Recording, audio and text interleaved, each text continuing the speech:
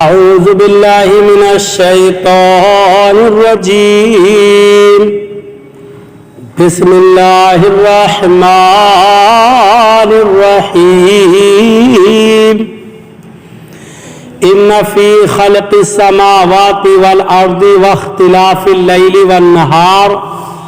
والنهار والفلك التي تجري في البحر بما ينفع الناس وما أنزل الله من السماء من ماء فأحيا به الأرض بعد موتها وبث فيها من كل دابة وتصريف الرياح والسحاب المسخر بين السماء والأرض لآيات لقوم يعقلون.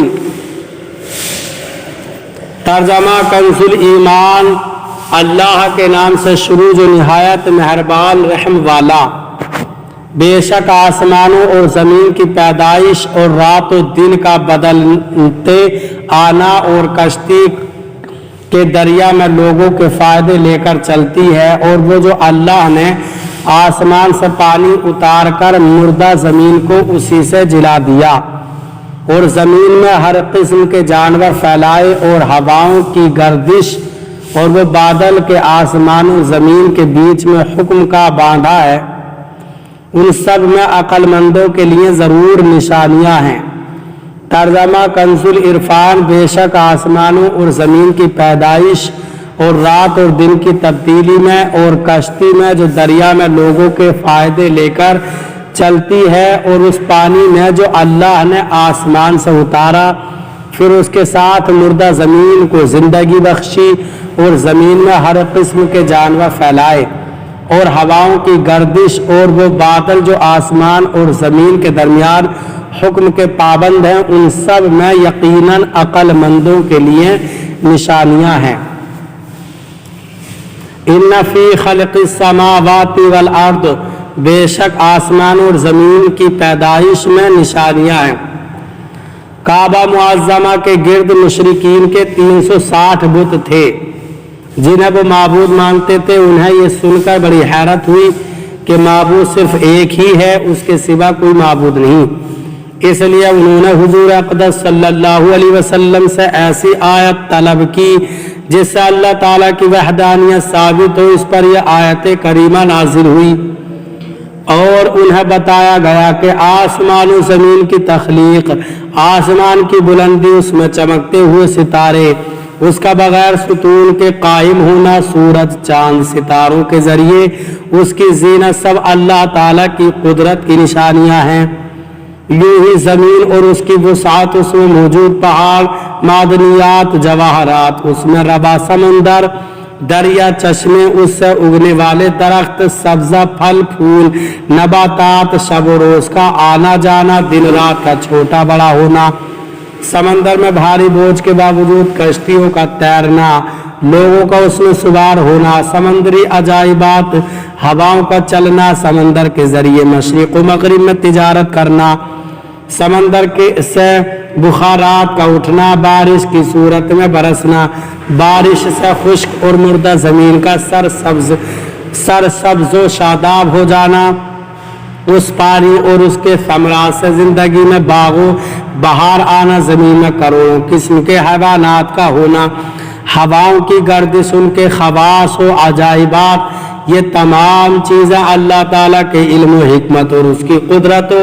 وحدانیت پر عظیم دلیلیں ہیں. یہ سارا تو ایک قسم کا اجمالی بیان ہے. مذکورہ بالا چیزوں میں ہر ایک پر جداگانہ غور و فکر کریں تو اللہ تعالیٰ کی قدرت کے ایسے حیرت انگیز کرشمے نظر آتے ہیں کہ عقل انسانی دنگ رہ جاتی ہے. کائنات میں انتہائی کثرت سے پائی جانے والی ہوا پر ہی غور کر لیں تو اس میں نہ جانے کتنی گیس، کتنے تاثیرات اور ضروریات انسانی کے کتنی بنیادی چیزیں ہیں. صرف یہی دیکھ لیں کہ اگر ہوا نہ ہو تو تمام انسان 10 منٹ کے اندر اندر مر جائیں. زمین کے اوپر ہوا میں پائے جانے والے جانوروں کی حیات ختم ہو جائے. یہ تو قدرت الہی کی ایک قسم کی صرف ایک تاثیر ہے، جبکہ قدرت الہی کے کھربوں سے زائد قسموں میں ایک ایک چیز میں کروڑوں عجائبات ہیں۔ کسی زمانے میں آنکھ کو صرف دیکھنے کا ایک آلہ سمجھا جاتا تھا، اور علمی ترقی کے ساتھ ساتھ آنکھ کے ایسے ایسے ظاہر و باطنی جسمانی و روحانی عجائبات سامنے آ رہے ہیں کہ اب صرف آنکھ سے متعلقہ علوم کی اقسام نہ جانے کتنی ہیں، اور لاکھوں لوگ اس علم کے ماہر ہونے کے باوجود اس بات کا دعویٰ نہیں کر سکتے کہ ہم نے آنکھ سے متعلق ہر چیز کا علم حاصل کر لیا ہے۔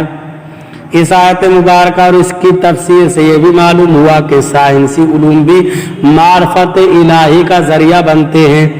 جتنا سائنسی علم زیادہ ہوگا اتنی ہی اللہ تعالیٰ کی عظمت و قدرت کی پہچان زیادہ ہوگی۔